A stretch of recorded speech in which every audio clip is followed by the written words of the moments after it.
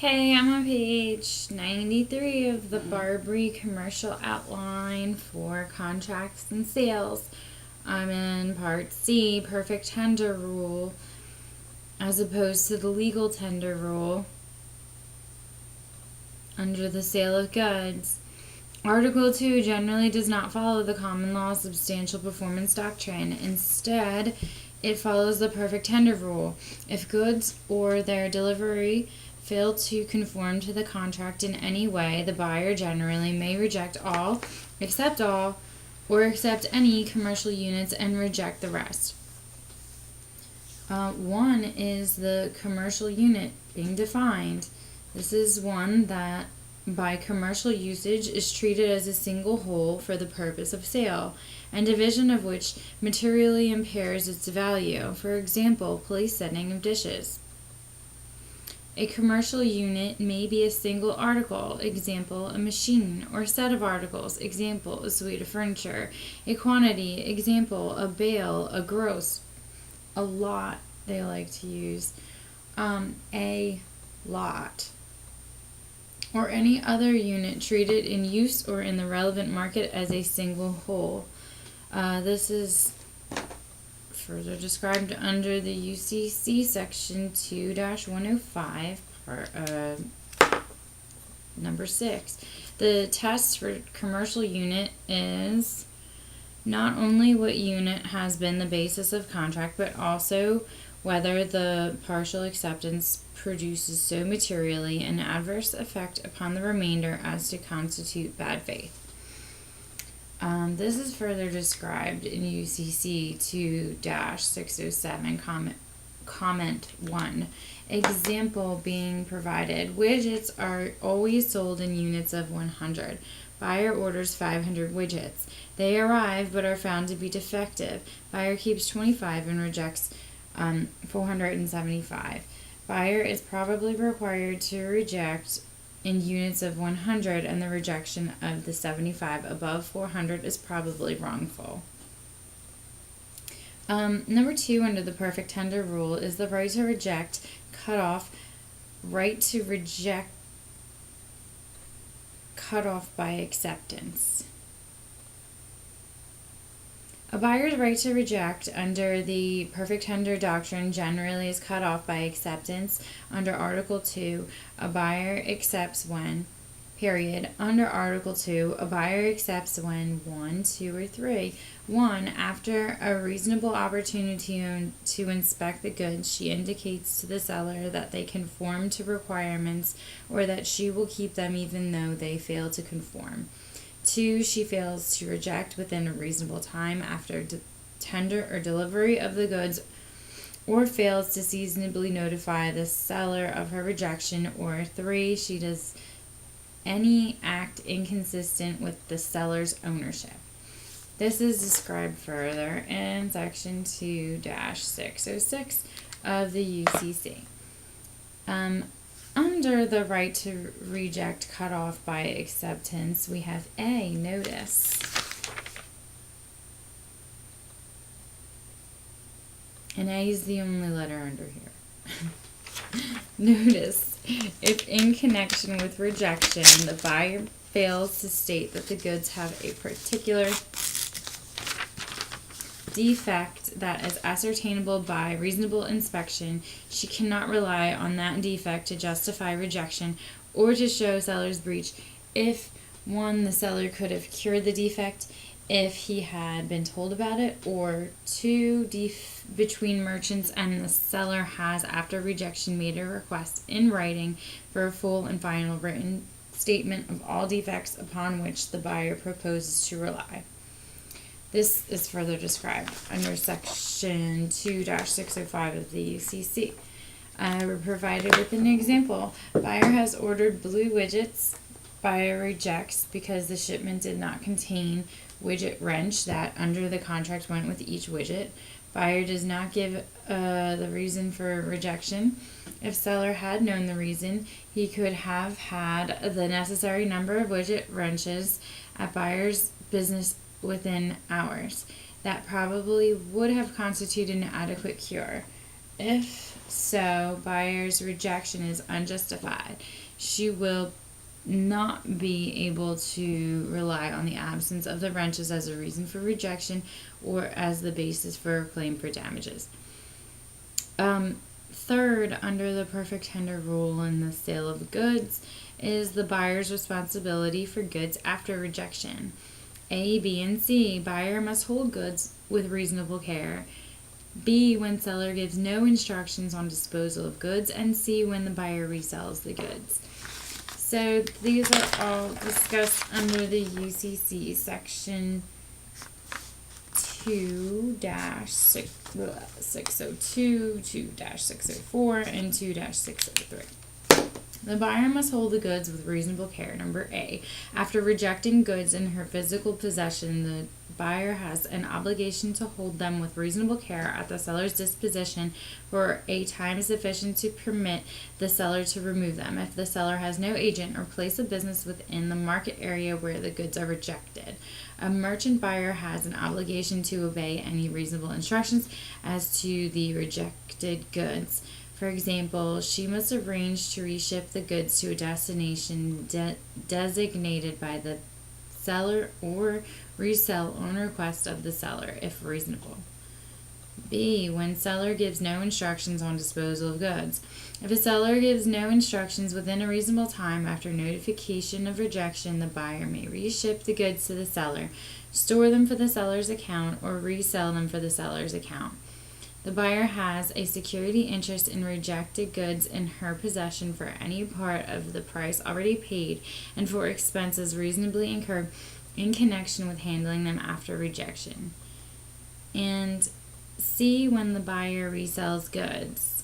If the buyer does resell rejected goods, she is entitled to have her expenses of selling any commission ordinarily paid in the trade, or if there is none, a reasonable commission not exceeding 10%. Fourth, under perfect tender, is the buyer's right to revoke acceptance. Once goods are accepted, the buyer's power to reject the goods generally is terminated, and the buyer is obligated to pay the price less any damages resulting from the seller's breach. However, under limited situations, a buyer may revoke an acceptance already made. A proper revocation of acceptance has the effect of a rejection. A, under buyer's right to revoke acceptance, and B, A is when acceptance may be revoked. The buyer may revoke her acceptance of goods if the goods have a defect that substantially impairs their value to her, and 1 and 2. 1, she accepted them on the reasonable belief that the defect would be cured, and it has not been, or Roman numeral 2, she accepted them because of the difficulty of discovering defects or because of the seller's assurance that the goods conform to the contract. This is when acceptance may be revoked is under the UCC section 2-608. B, which I believe is what buyer's right to revoke acceptance, calls for other requirements for revocation of acceptance. And revocation of acceptance must occur 1 or 2, 1 within a reasonable time, or 2 before any substantial change in the goods occurs that is not caused by a defect present at the time the seller relinquished possession. This is also under the same section of the UCC. There's an example being provided. If the buyer receives defective goods and due to her own fault damages the goods in some other way, she can no longer revoke acceptance because the damage is a substantial change in the goods not caused by the seller. Similarly, if the buyer receives damaged goods and then resells the goods, she cannot revoke acceptance, and her only remedy is to recover damages for the defect. If the buyer sells some but not all of the defective units, she can revoke acceptance within a reasonable time of any unsold unit. Exceptions to the perfect tender rule. Installment contracts. A. B. Seller's right to cure. And that's the only exceptions to the perfect tender rule. So for installment contracts, the right to reject when a contract is an installment contract, example, when there is to be more than one delivery, is much more limited than in a single delivery contract situation. Installment contracts follow a rule akin to the common law substantial performance doctrine. In an installment contract situation, an installment can be rejected only if the nonconformity substantially impairs the value of that installment and cannot be cured. See below.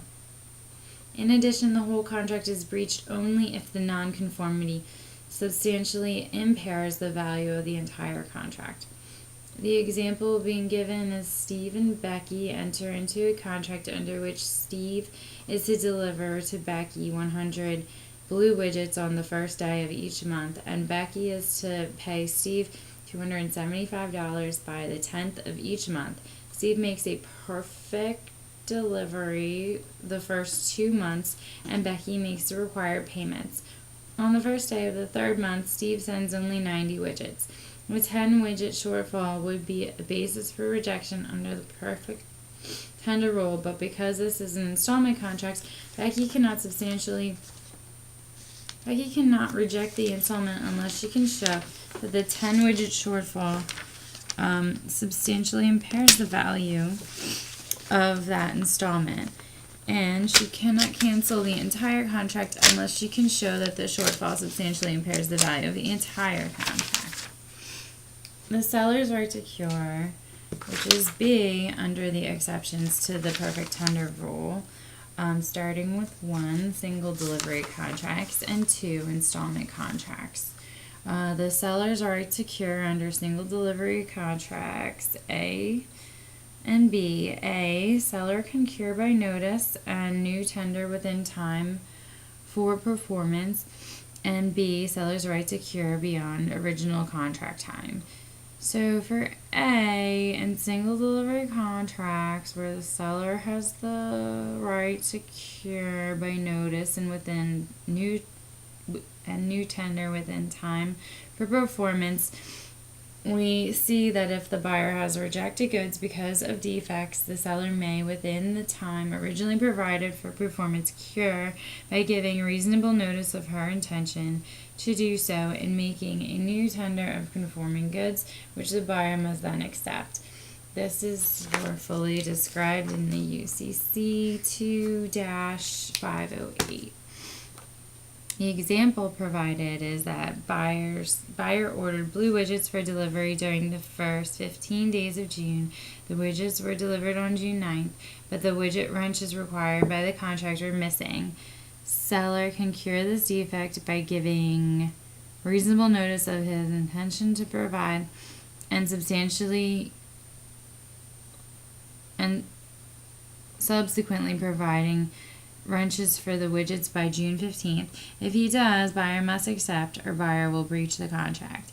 B, seller's right to cure beyond original contract time.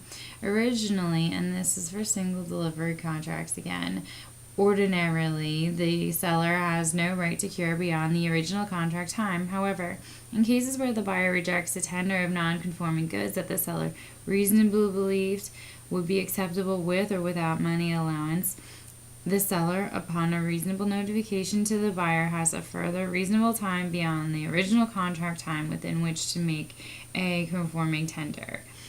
A seller will probably be found to have had reasonable cause to believe that the tender would be acceptable if the seller can show that Roman numeral 1, trade practices or prior dealings with the buyer led the seller to believe that the goods would be acceptable, and Roman numeral 2, the seller could not have known of the defect despite proper business conduct, for example, packaged goods purchased from the supplier. In the example above, widgets are delivered without wrenches on June 15th. Seller and buyer have had a number of contracts over the years for the sale of widgets in which the wrench was a part of the contract. On several occasions, seller has not been able to deliver the wrenches, and on each occasion, buyer has accepted the widgets with a reduction in price and purchased the wrenches from another source. this time buyer rejects the widgets. Seller will have a reasonable time after June 15th within which to cure by furnishing the wrenches. Example number 2. Barry ordered 100 barrels of grade A oil from Sonia to be delivered on or before January 1. On January 1, Sonia delivered to Barry 100 barrels of oil that she had purchased from her supplier, Refineco. Upon delivery, Barry opened a barrel and found that the oil was grade B oil. Barry immediately rejected the delivery. Sonia checked with Refineco and discovered that Refineco had made a packaging error and could replace the oil within 2 days. Assuming 2 days is a reasonable time under the circumstances, for example, if Barry does not need the oil immediately, Sonia will have a right to cure even though the time for performance has passed.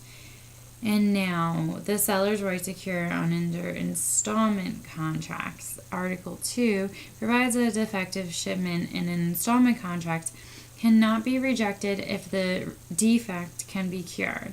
Ordinarily, defects in the particular goods themselves cannot be cured, so the buyer can reject them, but then might be required to accept substitute goods under the provisions discussed above. Note that a deficiency in quantity may be cured by an additional delivery, and a delivery of too much may be cured by acceptance or return of a part. This is further described in UCC Section 2-612. Now, Section D, big Section D, is about anticipatory repudiation. Recall that an anticipatory repudiation can be treated as an immediate breach of contract. So this is just being brought up here because we're in Section 7 about breach of contract. E, breach of warranty, which is the last section within breach, reads that at common law, the rule with caveat emptor, which means let the buyer beware, once goods are accepted, the seller's obligations were discharged. However, as we have seen, today's sellers give warranties as to the condition of the goods that apply even after acceptance. Failure to live up to these warranties constitutes a breach of warranty, for which a remedy is available. So, with that, we conclude Section 7 about breaches and are going, about perfect tender, I think, and we're going to move on to Section 8, which is remedies, and this is page 97.